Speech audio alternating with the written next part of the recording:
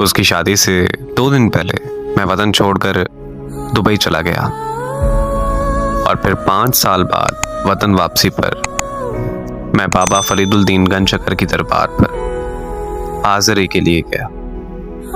मैं वहां बैठकर दुआ कर रहा था। अचानक मुझे उसकी याद आने लगी। इतने सालों बाद जो उसकी याद आई, उसकी याद ने मेरी तबीयत खराब कर दी। मेरा दम घुटने लगा। मैं दरबार के एक कोने में जाकर बैठ गया।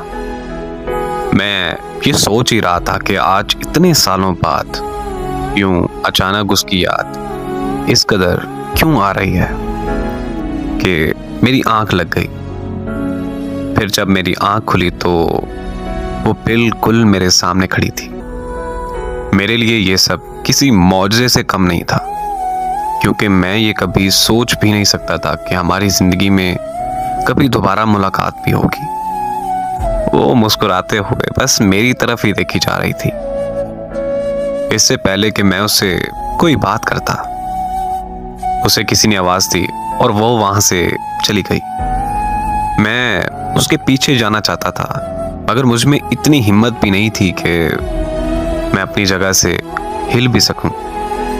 माजी की जिन कड़वी यादों को खत्म करने के लिए मुझे वतन छोड़ना पड़ा था। वही कड़वी यादें फिर से मेरे अंदर जिंदा हो चुकी थी।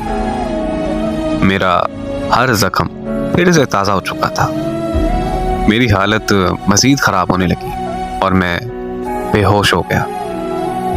और फिर जब मुझे होश आया तो मैं फिर से वहीं लेटा हुआ था।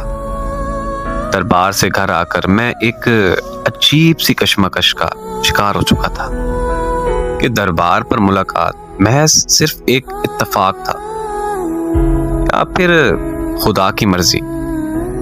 इस कश्मकश से निकलने के लिए उसको दिया हुआ वादा मुझे तोड़ना पड़ा और मुझे उसके गांव उसके माँ बाप से मिलने जाना पड़ा।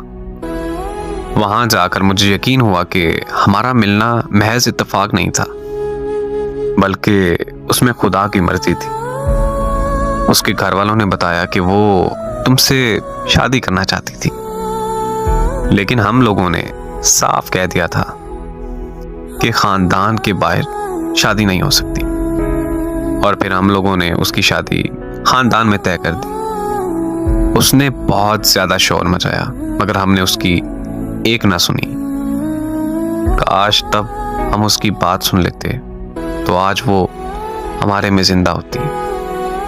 उसके घर वालों की ये बात सुनने की देर ही थी कि मेरे रोंगटे खड़े हो गए। उन्होंने बताया कि वो अपनी शादी वाले दिन जहर खाकर मर गई थी। दरबार पर वो मेरा ख्वाब था या फिर खुदा का मौजज़ा, लेकिन मैं सच जान चुका था कि जैसे मैं बेवफा समझ रहा था उसे, उसने तो मोहब्बत में अपनी जान दे दी।